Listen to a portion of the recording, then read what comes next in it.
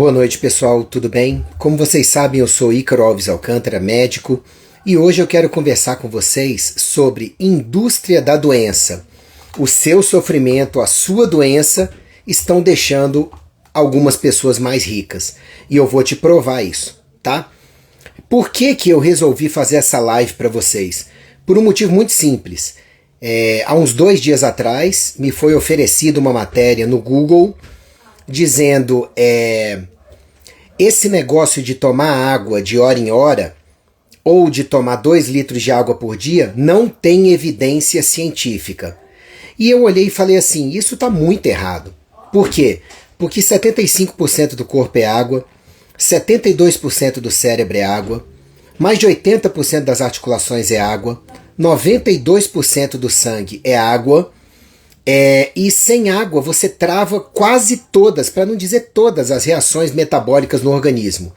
E aí uma redatora de saúde, que nem profissional de saúde ela resolve dizer na matéria dela que água é assim, você espera ter sede. Porque quando você tiver sede e tomar água, você vai evitar a desidratação. Não, minha filha. Quando você está sentindo sede, você já está desidratado ou desidratada. Então, o problema já aconteceu. Então, a pessoa que espera pela sede para tomar água, ela vai ficar apagando incêndios o tempo inteiro, ao invés de evitar o adoecimento. O problema é que é este tipo de pessoa que mais tem recebido financiamentos por aí, diretos ou indiretos, da chamada indústria da doença, para poder formar a opinião de vocês sobre o que realmente importa ou não para ter saúde. E aí eu decidi que eu não podia ficar calado, tá? Você pode pesquisar indústria da doença, tá? Em português ou em inglês, no YouTube, na internet, você vai encontrar centenas de vídeos e achados explicando como essa chamada indústria da doença funciona, tá? E você precisa entender que você doente se ajuda a dar lucro para uma indústria de 10 trilhões de dólares, 10 trilhões de reais por ano, tá? Mas você, sentindo-se bem ou saudável, você dá menos de 1/10 desse lucro para essa indústria, para a indústria em geral. Então imagine, você é muito mais lucrativo doente do que sentindo-se bem e saudável. E eu resolvi expor para vocês algumas coisas, motivos pelos quais eu peço para a maioria de vocês tomar cuidado com em que vocês acreditam na internet, que venha da sua influencer ou celebridade preferida, do seu jornal preferido, do seu mecanismo de mídia, que apareça no seu feed de internet, de YouTube. Você precisa ter cuidado com em que você acredita, porque tem gente que investe pesado em colocar você acreditando no que não presta para que você adoeça ou deixe de fazer o que é saudável. E assim você dê lucro para uma indústria de quase 2 trilhões de dólares, quase 2 trilhões de dólares por ano, tá? Bom, ninguém me contou sobre a indústria da doença. Eu li mais, estudei mais sobre isso, mas para vocês terem uma ideia, há uns 12 anos atrás eu fui no Ministério da Saúde, pessoalmente, para uma reunião para ver se a gente começava a montar o embrião de uma cartilha de saúde para a população brasileira, tá? Eu tive a reunião, primeiro com um coordenador lá dentro e a sua secretária, depois chamaram uma segunda reunião, onde várias pessoas do ministério foram chamadas, eu tenho tudo isso documentado, e aí eu passei materiais, ainda deixei claro para eles, olha, podem usar esses materiais gratuitamente, porque eu escrevo sobre hábitos saudáveis de vida há mais de 20 anos, tá? Então eu falei, olha, podem usar todo o material que eu vou passar aqui para vocês gratuitamente. Eu só quero que isso chegue para a população brasileira, gratuitamente e sem dizer meu nome, tá? Não queria publicidade. Para vocês terem uma ideia da minha seriedade com esse compromisso, se você for no livrodagigi.com.br, nesse link, você vai baixar um livro gratuito que explica hábitos saudáveis de vida para crianças, tá? Ele foi inspirado na minha filha real, a Giovana, e é uma historinha para poder contar sobre hábitos saudáveis de vida. Ele é gratuito para qualquer pessoa baixar. Se tiver um celular, um computador ou um tablet, vai mostrar para sua criança hábitos saudáveis ilustrados. Gratuito. E sempre vai ser. Se você for no dominesuasaude.com.br, você vai baixar gratuitamente o Domine Sua Saúde, meu último livro, que está na segunda edição de abril agora de 2025, e que vai te ajudar a melhorar a sua saúde com o que mais importa para a saúde, que é o relacionado ao seu estilo de vida, tá bom? Gratuitamente, lá no dominesuasaude.com.br, tá? Então eu deixei um material parecido com esse à disposição do Ministério da Saúde. Teve uma primeira reunião, depois uma segunda reunião, aparentemente do pessoal interessado, depois pararam de me responder e, por fim, sem nenhum tipo de satisfação, nunca mais me responderam. Uma pessoa lá dentro disse: doutor, eu gosto muito do seu trabalho, então deixa eu te explicar o que aconteceu. Aqui no Ministério da Saúde, ao longo dos últimos anos, eu já vi e já me falaram que décadas, várias vezes, quando vem uma iniciativa dessa para ajudar na prevenção, ajudar a promover saúde, isso não vai à frente. Por quê? Porque o pessoal que não quer a população saudável tem muito mais penetrância aqui dentro. Isso foi me falado e eu tenho documentado isso aqui, tá? Ou seja, é grave isso. Porque até no Ministério da Saúde, na época, não sei hoje em dia, né? Até no Ministério da Saúde, os tentáculos da indústria da doença estavam para poder barrar de forma elegante ou de forma não tão elegante, simplesmente parando de responder, esforços que poderiam fazer a população ficar mais saudável. Então, a indústria da doença, ela investe pesado em fazer com que vocês não tenham saúde. Entenda isso. A maioria das informações que chega para vocês em termos de saúde e doença ou é incompleta, ou está equivocada, ou não é muito relevante, tá? Ou não vai trazer muito saúde, mais um controle de doença, controle de sintomas e tudo, por causa disso, tá? Obrigado, Vilma, pelo seu comentário. Sou muito grata por seus ensinamentos, minha vida é muito melhor. Muito obrigado. É para isso que eu vivo, é para isso que eu trabalho, para ver a saúde de vocês melhor.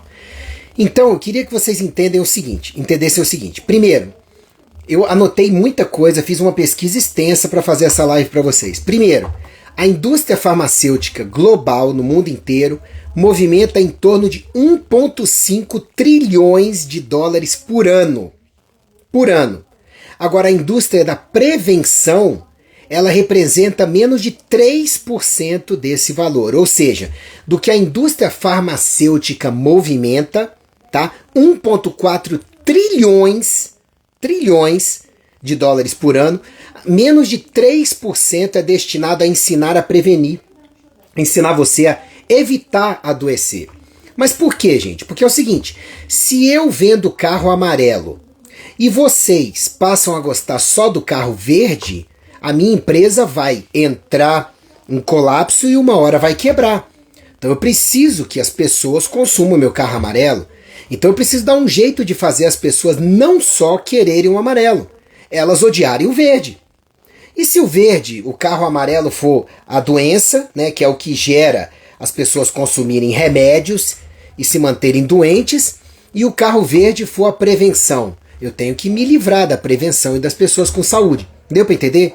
Mas, Ícaro, você está colocando indústria farmacêutica como se fosse sinônimo de indústria da doença? Não. Eu estou dizendo é que existe um braço da indústria farmacêutica e das indústrias relacionadas a produtos para hospital, produtos para cirurgia, para órtese, para prótese, para recuperação e companhia, que flagrantemente, direta ou indiretamente, não quer você bem, porque você doente e precisando de coisas relacionadas à doença, você vai dar muito mais lucro do que você bem, consumindo coisas de prevenção, como bons suplementos, como aulas e companhia. Você dá menos lucro saudável assim, tá? Um exemplo estrutural, isso tá na internet, tá? Parte desse conhecimento eu peguei pela inteligência artificial e auditei para ver se era verdade. 72% dos cursos de atualização médica em cardiologia são patrocinados por fabricantes que entre os seus produtos têm estatinas e medicamentos para pressão, os antihipertensivos. Imagina, se eu faço curso, isso de alguns anos atrás, tá? Esse dado deve estar desatualizado. Imagine se quem atualiza os colegas cardiologistas é quem fabrica estatina e antihipertensivo, você acha que vai ter mais ou menos conhecimento relacionado a estatina e antihipertensivo divulgado nesses cursos de atualização médica? Pensa aí, né? Bom, a Fiocruz mostra que um levantamento anterior, que 86% das mortes por doenças crônicas não transmissíveis, tá? Como hipertensão, como diabetes e companhia, poderia ser evitada com prevenção, tá? Contra investimentos de apenas 1,2% do PIB, do Produto Interno Bruto brasileiro, em promoção da saúde. O Brasil é um dos países que menos investe em promoção da saúde, em prevenção, em fortalecer a saúde ao invés de ficar combatendo doença. Eu fui diretor de hospital, eu fui assessor médico de município, eu trabalhei em programa de saúde da família, tá? E eu digo para vocês, a maioria do sistema de saúde, da maioria dos municípios brasileiros, não foca o suficiente em prevenção e nem usa a verba de prevenção efetivamente em prevenção 100% como deveria. Isso é complicado, tá? Vamos ver como que a indústria da doença opera. Primeiro, lobby com organismos internacionais. A Organização Mundial da Saúde, a OMS, recebe 75% do orçamento dela para funcionar através de contribuições voluntárias de empresas e fundações privadas, como a Bill e Melinda Gates. Bill Gates é o dono da Microsoft, entre outras coisas, tá? E aí você acha que vão direcionar mais prioridades para projetos alinhados com os interesses dos patrocinadores ou não? É uma pergunta, tá? Documentos antigos revelam que a indústria de ultraprocessados, alimentos cheios de química, bloqueou por 8 anos a regulamentação de advertências em rótulos no Brasil, tá? Usando táticas idênticas às da indústria do tabagismo, do cigarro, lá no passado, para não ter os rótulos que hoje em dia tem atrás da carteira de cigarro, queimando o produto, tá?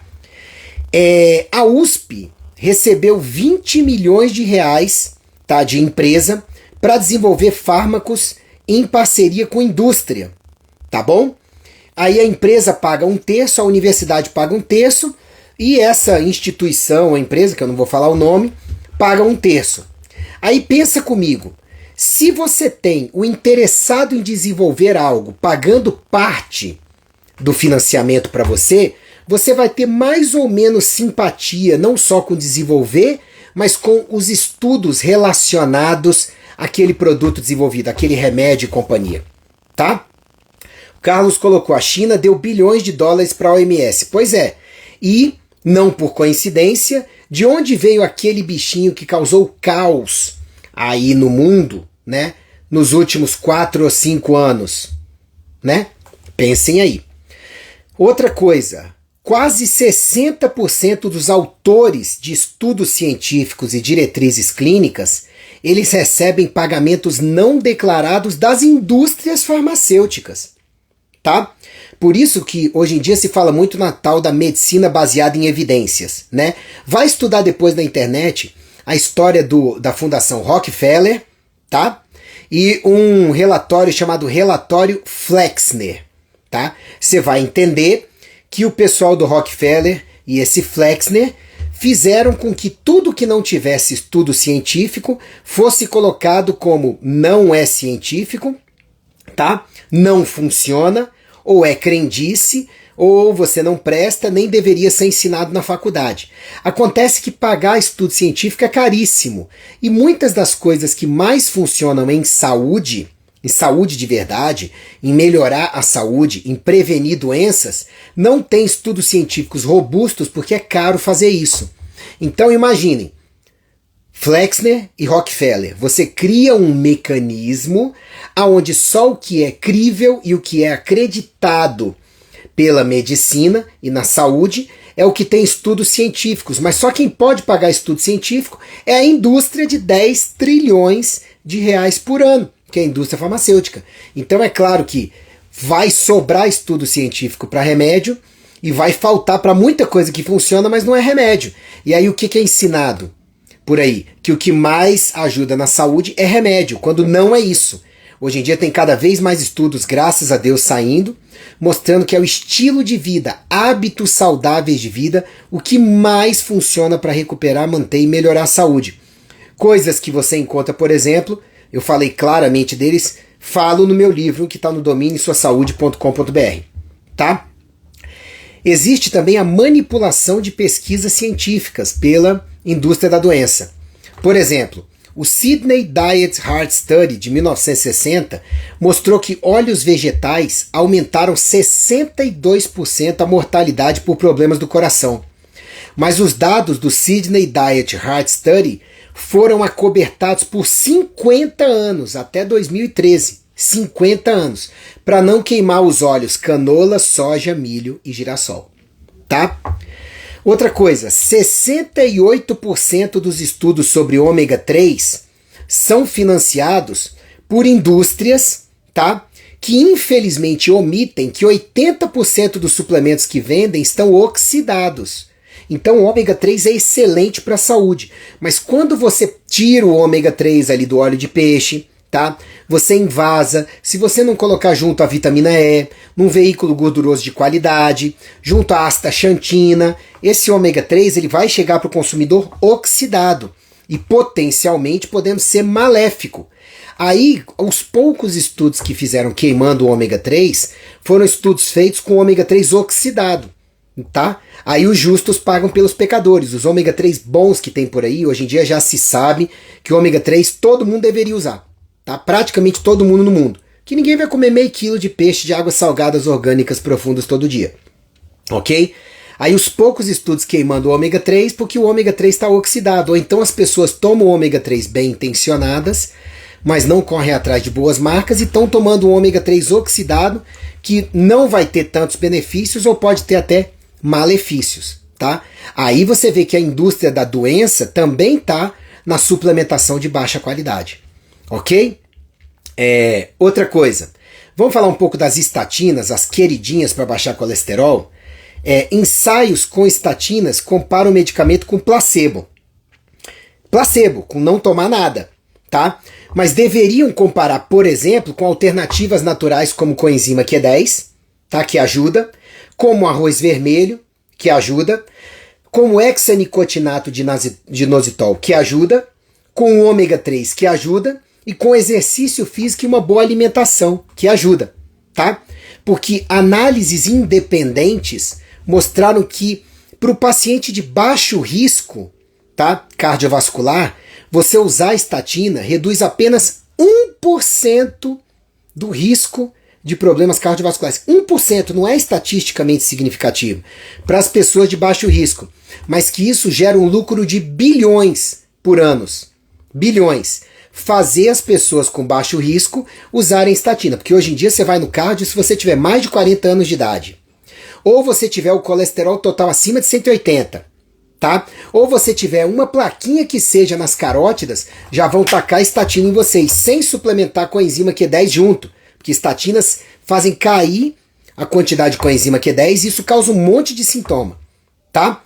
Então, hoje em dia, as pessoas estão sendo colocadas precocemente para usar remédio, mas não são orientadas adequadamente sobre hábitos saudáveis de vida inicialmente. Aí complica, né? Você medicaliza cedo, mas você não orienta que não precisaria daquele medicamento se os hábitos de vida fossem melhores. Nem tem estudo comparando os hábitos melhores, realmente melhores, todos eles, com a maioria dos medicamentos. Essa é a verdade. Tá? Bom, aí a indústria da doença também medicaliza condições fisiológicas. Por exemplo, em 2017, a pressão alta, que era considerada acima de 14/9, baixou para 13/8. Isso transformou instantaneamente mais de 30% dos adultos em hipertensos. Tá? E eu questiono isso porque, para hipertensão leve, se você melhorar os hábitos de vida, a pessoa já pode se curar sem precisar de remédio. Ou então, a pessoa com hipertensão leve melhora os hábitos de vida e toma chá de hibisco ali 2, 3 vezes por dia. Tem estudo comprovando que pode ajudar também, tá? Ou aumentar magnésio e potássio na sua dieta, e ômega 3 e coenzima Q10, por que ir direto para o remédio e já jogar para o rótulo de hipertensão? Em parte, quanto mais hipertenso estiver, maior o seu público para você vender remédio para baixar pressão. Ou eu estou errado? Tá?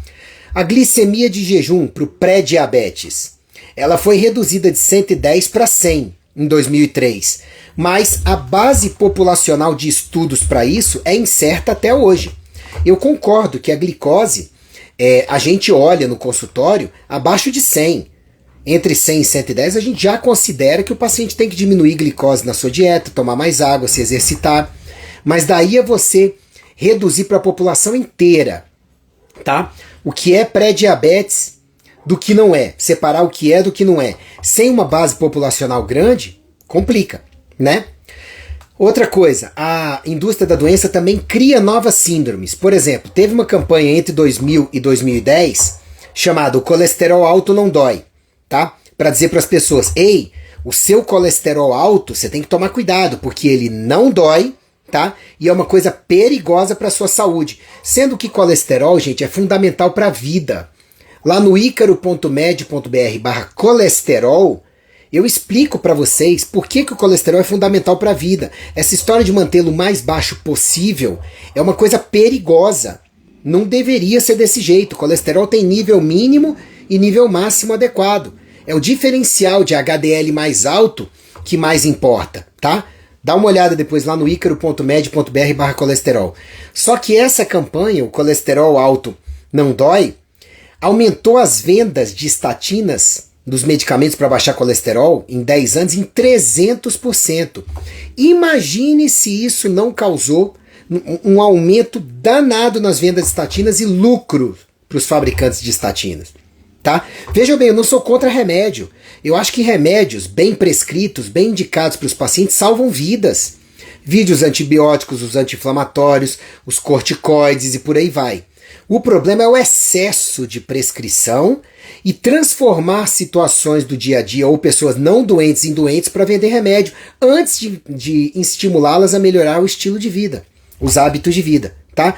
E outra coisa, meta-análises, que são estudos de grande peso, que são geralmente escondidos aí dos fabricantes de estatinas, mostraram risco aumentado de diabetes e de miopatias, patologias musculares nos usuários de estatinas, tá? A maioria dos meus pacientes não usa estatina, porque não precisa.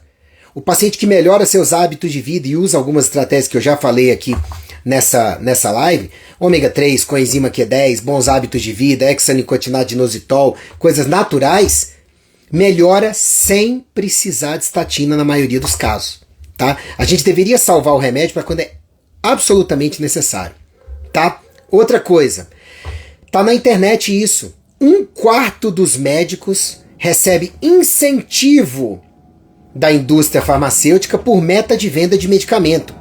Gente, eu sou médico, eu não vejo problema do médico ganhar um brinde, ganhar um jantar, sabe? Ser bem tratado pela indústria farmacêutica se de repente ele é um grande prescritor de algo que os pacientes precisam. Que ele pega pacientes que precisam, tá bom? Não vejo problema com isso, tá? Talvez seja o mundo do Ícaro, um mundo errado, tá bom? Mas daí a você receber incentivo para aumentar sua prescrição, para você ganhar dinheiro, por isso, sem que o paciente precisa ou tenha liberdade de escolha, só eu que estou achando que isso é errado, tá? Outra coisa, as diretrizes da American Heart Association, Associação Americana do Coração, isso é de 2013, tá? Sobre colesterol, é uma das entidades que mais dita regras sobre coisas relacionadas à cardiologia no mundo, tá? Dos 15 autores delas, 11 autores, tá? Tinham laços financeiros com as indústrias de estatinas. Olha que coisa, tá? Então, assim, você dá diretrizes que vão aumentar ou não a prescrição de um remédio, mas cujo fabricante você tem uma relação, tá? A não ser que seja realmente importante para as pessoas, algo não está certo, tá bom?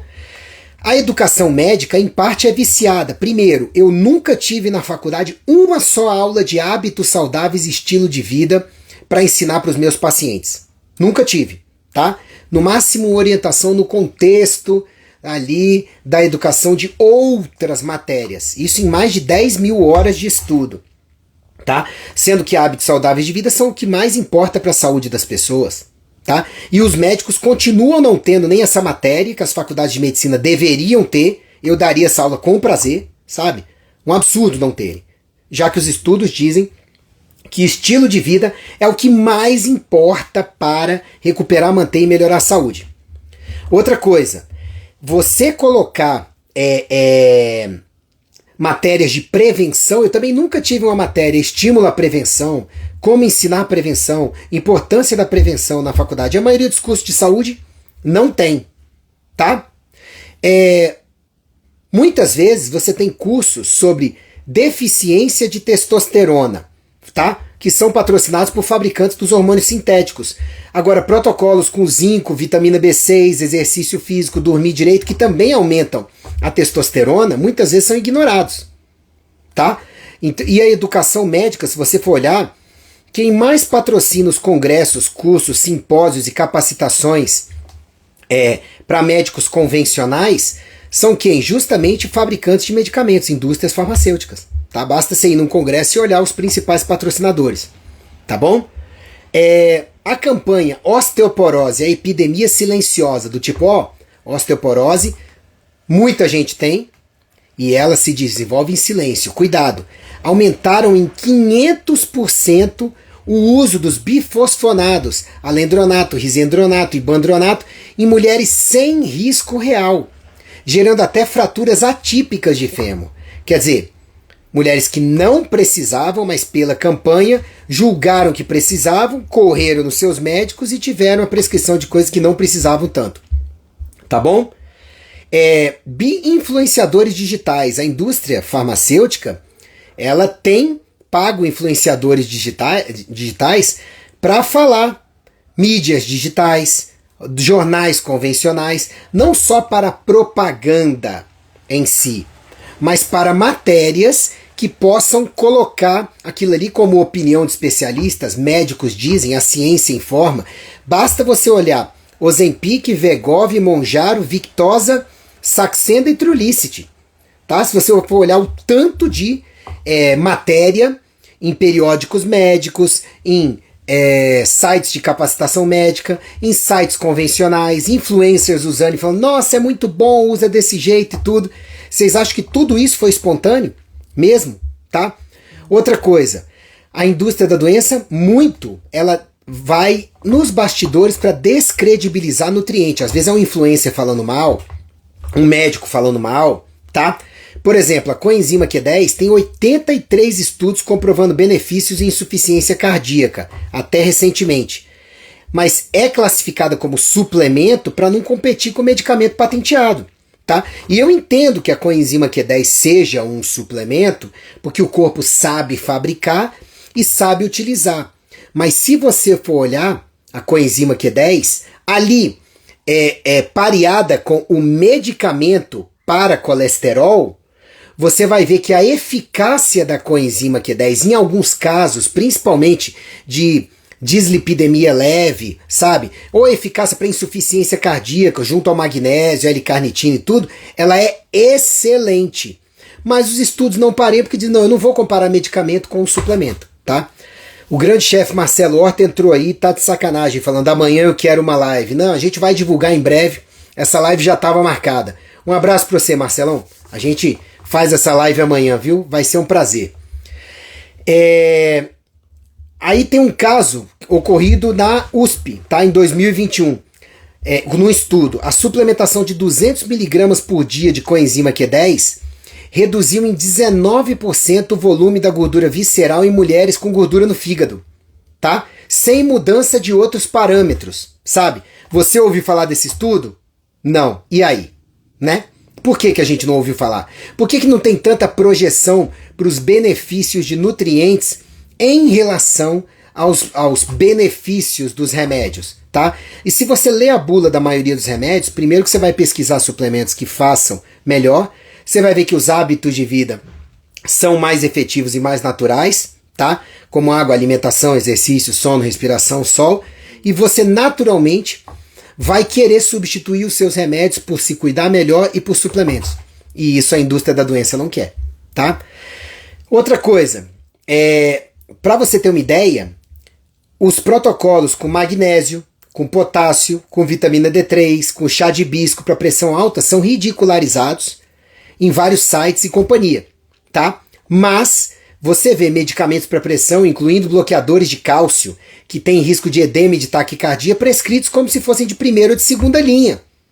Então a população é levada a crer que o natural é fraco ou não presta, ou é crendice, mas que o remédio, ele tem estudo científico, medicina baseada em evidências, ele que tem que ser cogitado em primeiro lugar. A gente precisa mudar isso, tá? Marcelão falou aí, eu uso coenzima Q10. Eu também, todo dia. A minha tá aqui, ó. Essa aqui, por exemplo, ó, o Bicoissome, que eu tô usando agora, tá? Coenzima Q10 eu uso 300mg por dia, ou da Cava Q10, o equivalente, 50mg 2 vezes por dia, equivalente a 500 a 600mg da coenzima Q10 no dia, tá? Aí o Marcelo tá perguntando, injetável é melhor? Não, não é. E tem mais uma coisa, coenzima Q10 você não vai ficar injetando em você todo dia, várias vezes no dia. Porque a coenzima Q10 ela some da corrente sanguínea relativamente rápido, em 6 a 24 horas. Então o ideal é você tomar regularmente, entendeu? Bom, por exemplo, na síndrome metabólica, a dosagem de coenzima Q10 da maioria das pessoas com síndrome metabólica, tá? Vai estar abaixo de 0,5 mg por ml, tá? E muitas vezes esse é o mesmo nível que você vai ter pela depressão de estatinas, ou seja, geralmente quem tem síndrome metabólica usa estatina para manter o colesterol mais baixo, e isso vai fazer com que a coenzima Q10 fique baixa. Aí a pessoa vai ter um monte de queixa, sabe? Associada a dores musculares, tontura, perda de memória, dificuldade de movimento em alguns, dormências, má circulação, por aí vai. Por exemplo, as estatinas, que são muito utilizadas na síndrome metabólica. Se você usar berberina, uns 500mg por dia, e o arroz vermelho, Red Yeast Rice, tá? Você possivelmente vai reduzir o LDL sem efeito de prejudicar o funcionamento das mitocôndrias, de diminuir a coenzima Q10, tá? Por exemplo, o ômega 3 do CRIO, ou de excelentes marcas, ele vai ter astaxantina, vai ter vitamina E, que são naturais e previnem a oxidação. Você não vai estar aí consumindo um ômega 3 que já vai vir oxidado para você, tá bom? Por exemplo, ansiedade e depressão, antes de você ir pro calmante, tarja preta, tá? Que tal se você corrigir o zinco, a vitamina B6, o magnésio, que são cofatores para produzir serotonina, tá? A taurina, que vai ajudar a produzir GABA, sabe? Outras vitaminas do complexo B que vão agir também na dopamina. Será que você não melhora por isso junto a bons hábitos de vida antes de ir direto para o remédio, sabe? Modular o seu microbioma, alguns probióticos específicos que podem ajudar, tá?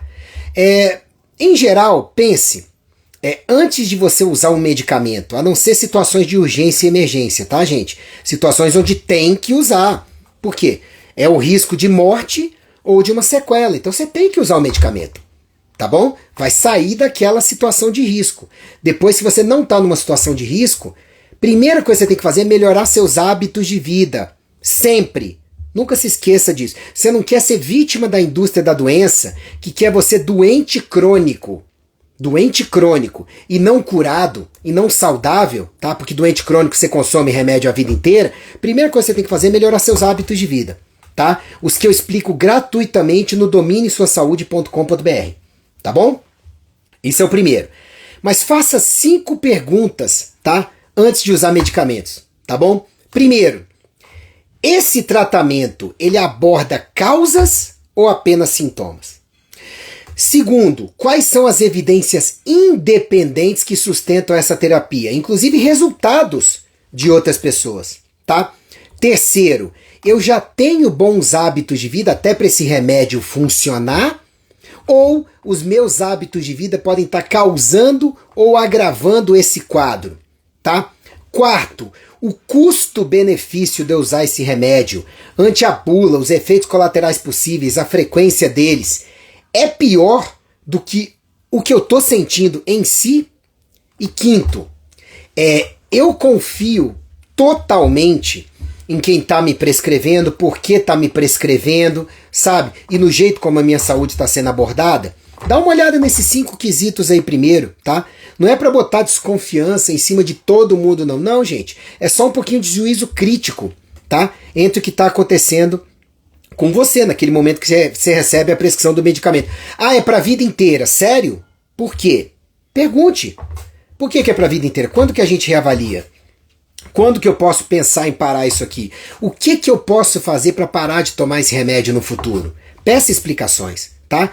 Por exemplo, lá na comunidade Domine Sua Saúde, comunidade.dominesuasaude.com.br, eu tenho depoimentos de quase todos os que estão na comunidade, exceto os mais novos, dizendo que só de ler o livro e de acessar o material da comunidade, colocar no dia a dia, que eu falo de suplementos, de estratégias e tudo, o uso de medicamentos diminuiu ou para muitos até acabou. Não foram mais necessários. Tá bom? Então, gente, para terminar, entenda, a indústria da doença quer você doente. A indústria da doença existe, tá? Aí o Carlos botou, a maioria dos médicos não gosta de ser questionado. Troque de médico. Eu, no meu consultório, Carlos, é assim, o paciente chega, doutor, eu vi no Google tal coisa. Peraí, aonde você viu no Google? Não, o médico tal tá falando não sei o quê. Joia, então vamos ver o que tá falando, vamos discutir. Tudo bem. Agora eu vi no Google, no site do seu Juquinha, que é mecânico, em Quixeramobim e tudo. Aí você vai me desculpar. Por mais que o seu Juquinha em Quixeramobim estude muito sobre saúde, aí a gente não vai gastar tempo vendo uma informação que tem tudo para ser escalafabética, tá? Então você tem que procurar médicos que estejam dispostos a, isso é a minha opinião, tá? Para te acompanhar em consultas mais detalhadas e te ouvir, porque o médico tem centenas de casos para estudar por mês. Você tem um, o seu, ou no máximo também da sua filha, da sua esposa, da sua sogra, sei lá, que são importantes, tá? Mas eu acho interessante você procurar médicos compatíveis. Hoje em dia você encontra, até no SUS e nos planos de saúde, gente que topa discutir com você se o que você traz você viu em boas fontes. Tá bom? Se você quiser entender quais são esses hábitos de vida mais rapidamente, quais são? Vai lá no livrodagigi.com.br, tá? Você vai ver que é um livro que ensina o que mais importa para a questão de saúde, os hábitos de vida, rapidinho você consegue ler ali, tá bom? Então assim, a gente precisa estar de olho em todas essas formas da indústria da doença de nos influenciar, tá bom? Para você fazer melhores escolhas no dia a dia. Nunca se esqueça coisas como o Brasil gasta 22 bilhões de reais por ano com medicamentos para pressão alta. Mas a pressão alta poderia ser tratada ou até curada com exercício, com nutrição, com bons hábitos de vida, que conseguem reduzir os casos de pressão alta em 41% com 1/10 do custo. Entendeu? 1/10 do custo. Mas o custo da medicalização é alto. A gente sabe que indiretamente, em um país onde tem muita corrupção também, não é difícil que você tenha parte desse dinheiro indo para os bolsos errados e fomentando um sistema que gosta da população doente. Tá? Deixa eu ver o que mais. Tá. Basicamente era isso que eu tinha para falar para vocês. Dúvidas, gente, sobre o que eu falei da indústria da doença? Eu tenho outros vídeos sobre a indústria da doença, basta você procurar no YouTube, tá? Esse vídeo de hoje vai estar lá no icaro.med.br/indústria da doença em breve também, tá bom? E eu queria ouvir vocês agora. Com que dúvidas vocês ficaram nesse tema pra gente responder brevemente agora? Contem pra mim. Eu espero ter conseguido abrir os olhos de vocês para o quanto você vale mais para toda uma leva de pessoas aí que lucra com a sua doença. Você vale mais doente, tá? Imagine que para alguns profissionais, você com uma doença crônica você vai gerar uma consulta a cada 2 meses. Não, vem aqui para um acompanhamento e tudo. Por exemplo, vamos extrapolar aqui, loucura da minha cabeça, não deve acontecer por aí. Olha, você tem convênio, né? Vem aqui a cada 2 meses para a gente poder medir a sua pressão, né? Para ver qual a correção do medicamento que a gente pode fazer para você, tá? Consulta, retorno, consulta, retorno, consulta, retorno. O retorno geralmente é em 15 dias. Imagina, eu vou manter o remédio, o paciente não muda o estilo de vida, continua com pressão alta, continua precisando do remédio, pagou 6 consultas no ano, o plano de saúde pagou. Consultas rápidas, você vai lá e tudo, tá bem, tudo, né, continua com esse remédio aqui, tá? E se você falar para o paciente, melhora seus hábitos de vida, água, comida, exercício, sono, respiração, sol, principalmente exercício e alimentação, tá? Começa a usar um chá de hibisco ali 2 vezes por dia, melhora a sua reposição de magnésio, de potássio, usa o ômega 3 com a enzima Q10, tá bom? Aí o paciente volta, não tem mais pressão. O que aconteceu com as outras consultas do ano? Talvez você tenha que passar bem mais para frente, né? Ou talvez não tenha mais. Então você doente gera lucro para muita gente, tá? O Carlos, eu sou engenheiro, mas estou estudando sobre nutrição e emagreci 80 quilos em um ano com hábitos saudáveis. Então, o Carlos é um exemplo aí, ó. E lá no meu livro, no dominesuasaude.com.br, gratuito, baixa lá, tá? O livro o Gigi a Descoberta Saudável está no livro da Gigi.com.br, tá? Nesses 2 livros vocês vão ver um monte de depoimento de gente que melhorou, principalmente no Domine, melhorando o estilo de vida, boa suplementação e companhia. Só depende de você, tá bom? Gente, muito obrigado pela audiência de vocês, que Deus abençoe, guie e proteja vocês. Por favor, compartilhem essa live, tá? Para alertar mais pessoas sobre cuide-se melhor, só um pouquinho melhor, para você se livrar da indústria da doença, o máximo possível, tá bom? Um abraço, fiquem com Deus. Carlos, espero que você goste do livro. Compartilhem, deem um like e comentem para esse conteúdo poder beneficiar mais pessoas, tá? Um abraço, fiquem com Deus, até mais.